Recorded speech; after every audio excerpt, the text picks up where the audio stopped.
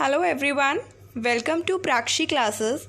My name is Sakshi Verma and today we are going to start with the new topic that is known as isoquants और producer equilibrium. ये जो isoquant का जो topic है ये most important topic है।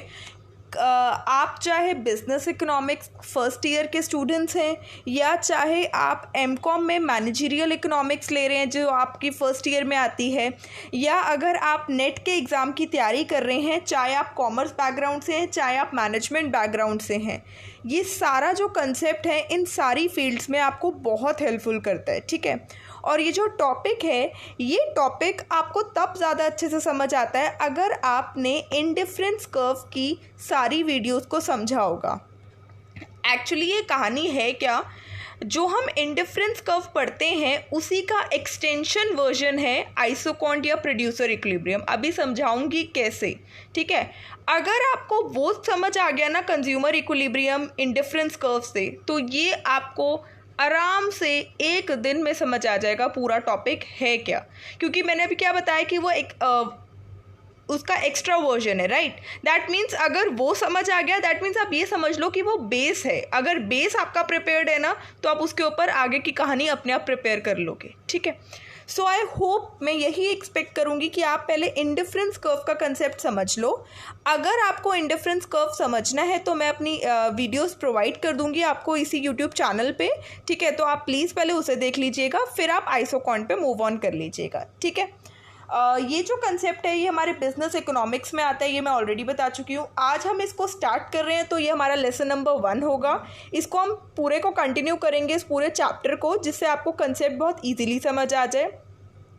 इसमें जो मेन टॉपिक्स हैं वो रिज लाइन्स हैं, प्रोड्यूसर इक्विलिब्रियम है, उनके केसेस आपको पढ़ने हैं, और आइसोकॉन्ट का मीनिंग और स्पेशली प्रॉपर्टीज़, इसका स्लोप, ये मेन इंपॉर्टेंट टॉपिक्स हैं इस चैप्टर में। ठीक है, तो आज का जो लेसन होगा वो छोटा ही रहेगा। मेरे को जस्ट आपको पहले ये एक्सप्लेन करना है कि आइसोकॉन्ट होता क्या है, फिर धीरे धीरे लेसन्स में हम आगे मूव ऑन करेंगे, उसके कैरेक्टरिस्टिक्स पढ़ेंगे, उसकी असम्पशंस पढ़ेंगे, उसकी प्रॉपर्टीज़ पढ़ेंगे। ठीक है, ये टॉपिक ज़्यादा लेंथी नहीं होगा। अगर आपने इसका बेस प्रिपेयर कर लिया, दैट इज़ अगर आपने इसको इंडिफरेंस कर्व का कंसेप्ट अगर आपको आता है अच्छे से, तो आपके लिए बिल्कुल ही इजी होगा। बट अगर आपने इंडिफरेंस कर्व का कंसेप्ट नहीं पढ़ा तो आपको ज़्यादा टाइम लगेगा इस टॉपिक को समझने के लिए। तो मैं अपनी ही स्पीड से चलूँगी, मैं ये मान के चल रही हूँ कि आपका बेस प्रिपेयर्ड नहीं है, इसलिए मैं अपनी स्पीड से चलूँगी और एक्सप्लेन करूँगी पूरे कंसेप्ट्स को। सो प्लीज़ जिसको पिछला बेस आता है वो भी मेरे साथ ही चलिए स्पीड पकड़ के, क्योंकि कुछ ऐसी चीज़ें होती हैं जो आपने शायद नहीं सीखी हो, शायद मैं आपको बता पाऊँ। ठीक है, आई होप कि वैसे तो आपको सब कुछ आता ही होगा, बट अगर आप किसी से पढ़ रहे हैं तो हमेशा यही एक्सपेक्ट करके चलिए कि वो आपसे ज़्यादा उनको ज़्यादा नॉलेज है, क्योंकि इट्स बेटर कि नॉलेज पास ऑन हो। ठीक है, so I wish you all the best for your exam, क्योंकि जो एनडीए की तरफ से जो नेट का एग्ज़ाम है वो प्लान किया गया है कि वो होगा ही होगा। एंड सो प्लीज़ अपनी प्रिपरेशन तैयारी रखें, चाहे पोस्टपोन हो चाहे कुछ हो, आप अपनी प्रिपरेशन को तैयार रखें। ठीक है, सो ऐसे ही प्रिपरेशन करते रहिए और प्राक्षी क्लासेस के साथ जुड़े रहिए। अभी तक जिसने मेरे चैनल को सब्सक्राइब नहीं किया प्लीज़ सब्सक्राइब कर लीजिए, जिससे आपके पास जैसी कोई नई वीडियो अपलोड हो आपके पास वो वीडियो ऑन टाइम पहुँच जाए। ठीक है, तो आज का हम इस लेसन नंबर 1 को स्टार्ट करते हैं। चलिए, मीनिंग ऑफ आइसोकॉन्ट, राइट, हमें मीनिंग ऑफ आइसोकॉन्ट पढ़ना है। ओके, अब इसका जो बेस है पहले मैं आपको थोड़ा समझा देती हूँ। जब हमने इंडिफरेंस कर्व का कंसेप्ट समझा था, एक्चुअली जो इंडिफरेंस कर्व है वो कंज्यूमर इक्विलिब्रियम पे बेस्ड है, और जो हमारा ये आइसोकॉन्ट है ये हमारा प्रोड्यूसर इक्विलिब्रियम पे बेस्ड है। अगर मैं इन दोनों में डिफरेंस आपको बताऊं, एक वर्ड आया कंज्यूमर और एक वर्ड आया प्रोड्यूसर। तो अगर आप मेरी वीडियो को सुनते वक्त नोट्स बनाना चाहते हैं तो सबसे पहला पॉइंट ये लिखिए कि जो इंडिफरेंस कर्व होता है, मैं शॉर्ट फॉर्म में लिख रही हूँ, जो इंडिफरेंस कर्व होता है वो कंज्यूमर पे बेस्ड होके बनाया जाता है, और जो हमारा आइसोकॉन्ट का जो कर्व होता है वो हमारा प्रोड्यूसर के पॉइंट ऑफ व्यू को ध्यान में रखते हुए बनाया जाता है। पहला पॉइंट सबसे पहला ये है। कंज्यूमर के पॉइंट ऑफ व्यू से देखूं तो हमेशा क्या बनेगा बेटा, इंडिफरेंस कर्व, और इंडिफरेंस कर्व से हमें क्या पता चलता है, कंज्यूमर इक्विलिब्रियम पॉइंट का पता चलता है, ठीक है। अगर मैं प्रोड्यूसर के पॉइंट ऑफ व्यू से देखूं तो मैं क्या बनाऊंगी, मैं आइसोकॉन्ट बनाऊंगी, और आइसोकॉन्ट हमें क्या बताता है, प्रोड्यूसर्स इक्विलिब्रियम। ये प्लीज़ नोट डाउन कर लीजिए, मोस्ट इंपॉर्टेंट पॉइंट है, मैं दोबारा बता रही हूँ। अगर मैं कंज्यूमर के पॉइंट ऑफ व्यू से देखूं तो मैं इंडिफरेंस कर्व प्रिपेयर करूंगी, और इंडिफरेंस कर्व हमें क्या बताता है, हमें कंज्यूमर इक्विलिब्रियम बताता है। अगर मैं प्रोड्यूसर के पॉइंट ऑफ व्यू से देखूं तो मैं आइसोकॉन्ट कर्व प्रिपेयर करूंगी, और वो हमें क्या बताता है, प्रोड्यूसर इक्विलिब्रियम बताता है। यहाँ तक क्लियर। दूसरा पॉइंट क्या है, जब आपने इंडिफरेंस कर्व का कंसेप्ट समझा था तो इंडिफरेंस कर्व में आपने क्या लिए थे, आपने 2 गुड्स लिए थे, क्योंकि जो कंज्यूमर होता है वो तो गुड्स ही तो खाता है, Apple, mango, chocolates, lemon juice, orange juice, कुछ भी, कोई भी फ्रूट आप ले लीजिए, कोई भी गुड्स आप ले लीजिए, ठीक है। बट जब आप आइसोकॉन्ट कर्व की बात करते हैं तो आइसोकॉन्ट में हमेशा याद रखिएगा 2 इनपुट्स की बात होती है। क्यों? क्योंकि जो प्रोड्यूसर होता है वो गुड्स खाता नहीं है, वो प्रोड्यूस करता है, और कोई भी प्रोड्यूसर जब गुड्स प्रोड्यूस करता है तो उसके लिए आउटपुट को प्रोड्यूस करने के लिए उसको पहले इनपुट तो लगाने पड़ेंगे ना। आप घर बनाते हैं तो घर आपका क्या है, एक आउटपुट जो एक रेडी है, ठीक है।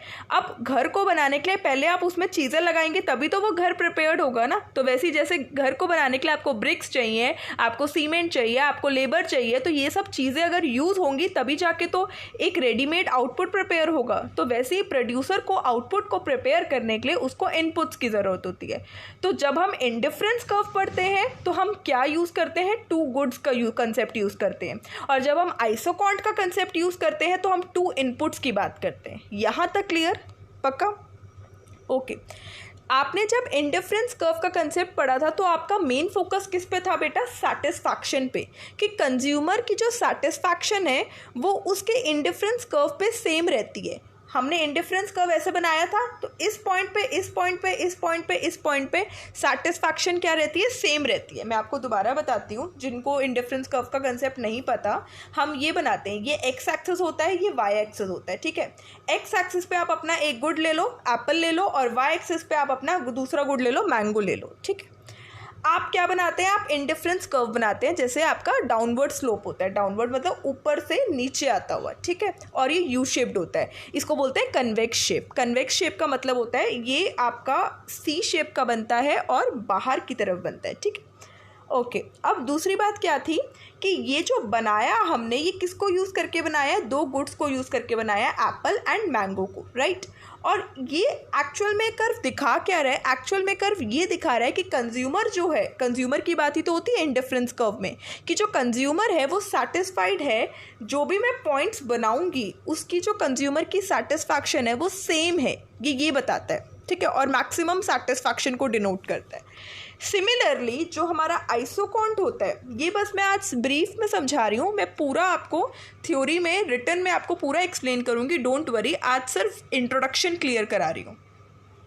बट जो हमारा आइसोकॉन्ट होता है वो प्रोड्यूसर पे बेस्ड होता है, और प्रोड्यूसर क्या यूज़ करता है, 2 इनपुट। तो वैसे ही एक्स एक्सिस हीरा, वाई एक्सिस हीरा, बेटा एक्चुअल में जो हम आउटपुट प्रोड्यूस करते हैं, एक आउटपुट को प्रोड्यूस करने के लिए जो 2 मेन इनपुट्स होते हैं वो क्या होते हैं, लेबर एंड कैपिटल। तो एक्स एक्सिस पे हम लेबर शो करते हैं और वाई एक्सिस पे हम अपनी कैपिटल शो करते हैं। लेबर जो आपको पता है इंसान जो काम करेगा, और कैपिटल जो आपकी मशीन्स हैं, पैसा है जो यूज़ किया जाता है। तो कैपिटल बेसिकली हम मशीन्स के ऊपर बात करते हैं, तो जो मशीन्स पे ही तो लेबर वर्क करती है और तब जाके आउटपुट प्रोड्यूस होता है। वैसे ही हमारा जैसे इंडिफरेंस कर्व बना था, सिमिलरली ये हमारा यू शेप्ड कन्वेक्स शेप जो होता है वो हमारा आइसोकॉन्ट बनता है। ये क्या बताता है, यहाँ प्रोड्यूसर सेटिस्फैक्शन पे बेस्ड नहीं करता, यहाँ प्रोड्यूसर को क्या चाहिए होता है, आउटपुट। तो ये जो आइसोकॉन्ट है ये इक्वल अमाउंट ऑफ आउटपुट बताता है। यहाँ तक समझ आया? इंडिफरेंस कर्व कंज्यूमर के पॉइंट ऑफ व्यू से बनाया जाता है और कंज्यूमर की सेटिस्फैक्शन को डिनोट करता है।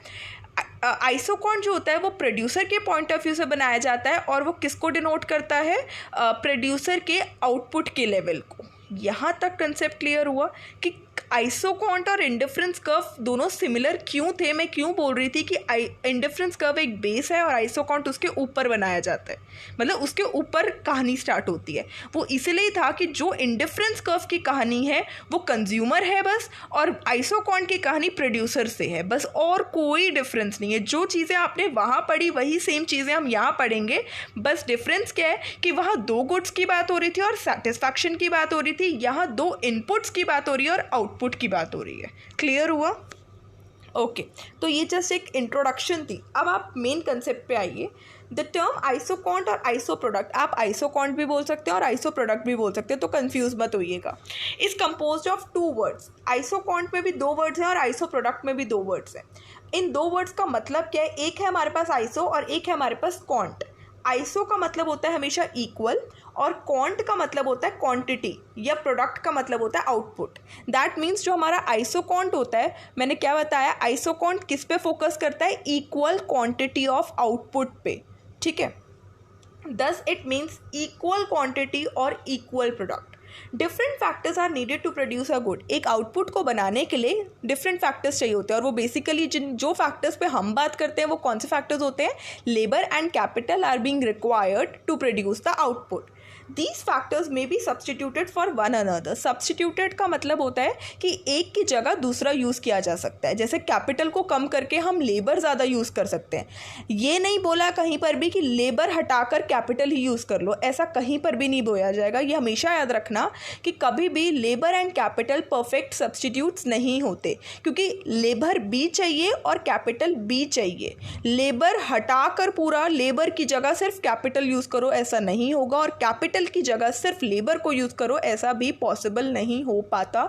ये बहुत रेयर चांसेस होते हैं। That means both factors are required to produce output. But इसमें सब्स्टिट्यूट का मतलब ये है कि हाँ, कुछ लेबर को हटाकर ज़्यादा कैपिटल यूज कर लो, या कम कैपिटल यूज करके ज़्यादा लेबर यूज कर लो to produce a output. That means there are different cases. आपने मान लो जैसे 10 लेबर यूज करे और आपने 20 यूनिट्स ऑफ कैपिटल यूज करी टू प्रोड्यूस इतना आउटपुट, ठीक है, ये यही बॉक्स है।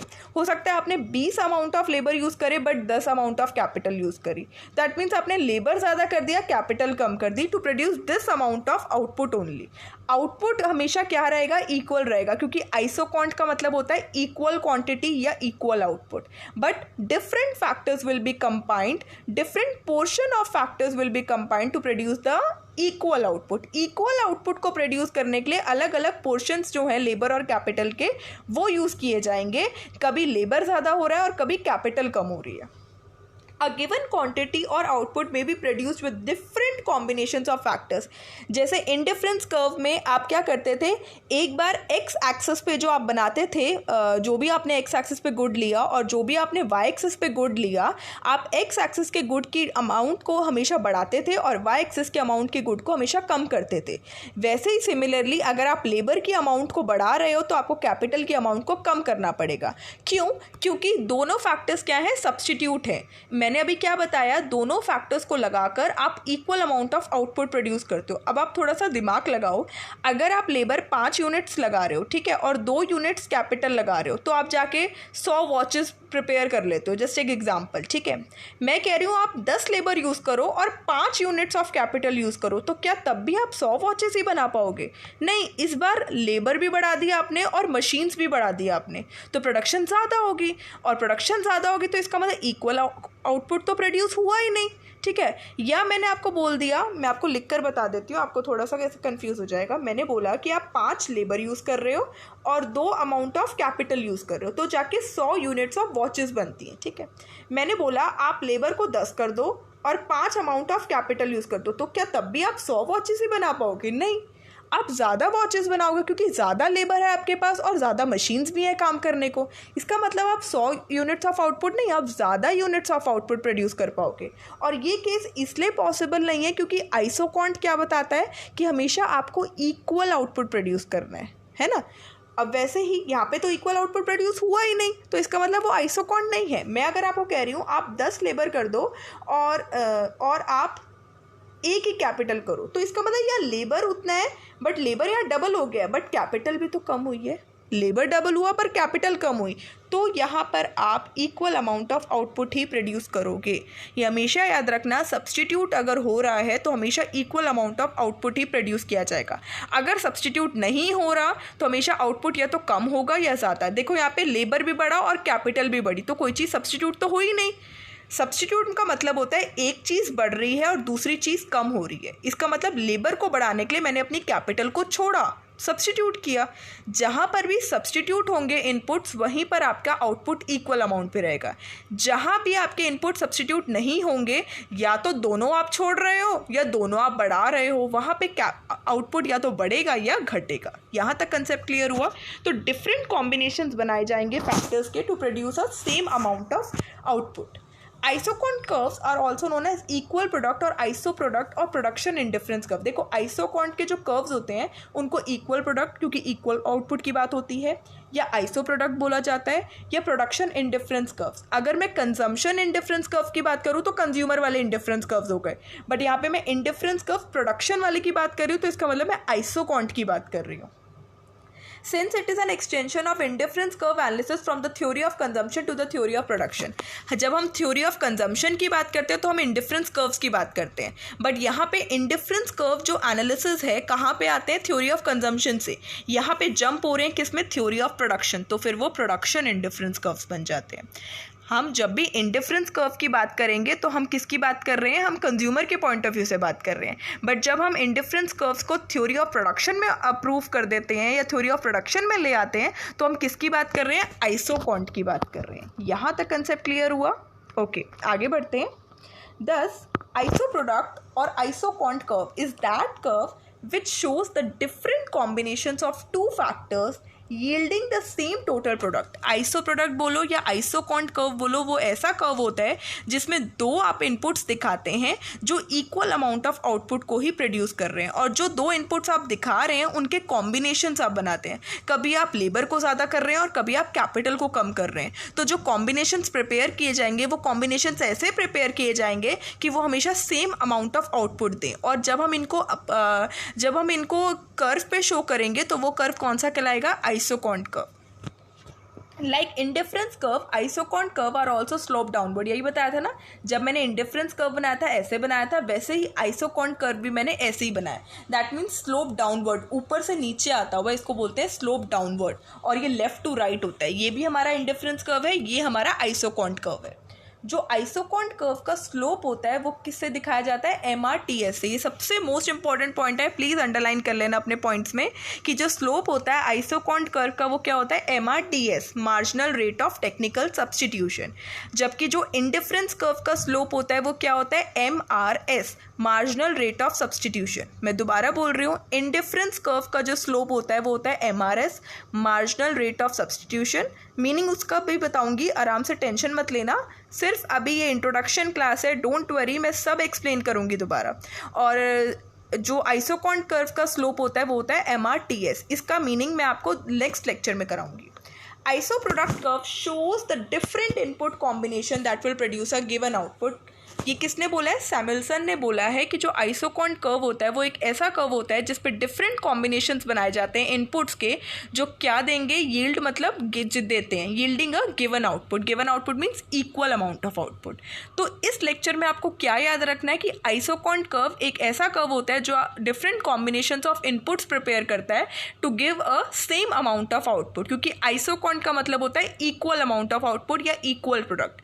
और isoquant is based on the theory of production. Indifference curve is based on the theory of consumption.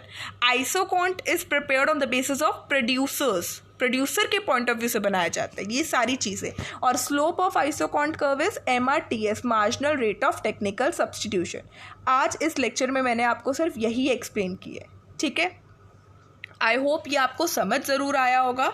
And thank you so much for watching this video. I hope ये video आपको पसंद आई हो। पसंद आई होगी तो प्लीज़ एक थम्स अप ज़रूर दीजिएगा, जिससे मेरा मोटिवेशन लेवल भी बढ़े कि आपको मेरी वीडियोस पसंद आ रही है। और कमेंट सेक्शन में ज़रूर बताइएगा कि इस वीडियो में आपको क्या अच्छा लगा और क्या आपको कोई प्रॉब्लम तो नहीं आई, आपको कुछ कंसेप्ट समझ तो नहीं आया। और अगर नहीं भी समझ आया तो डोंट वरी, मैं नेक्स्ट लेक्चर में दोबारा से इस कंसेप्ट को और ज़्यादा से डिटेलिंग में समझाऊंगी जिससे आपके माइंड में बैठ जाए, ठीक है? सो आज आज की सिर्फ इंट्रोडक्शन क्लास थी, जस्ट कि एक ब्रीफ की होता क्या है और ये किस पे बेस्ड होता है, मुझे बस ये कंसेप्ट आपको आज समझाना था. So thank you so much and please subscribe to Prakshi classes channel so that आप कोई भी वीडियो को मिस ना कर सकें. और बहुत सारी वीडियोस मेरे चैनल पे अपलोडेड है, so please watch them and all the best for your exams. Okay, bye bye, take care.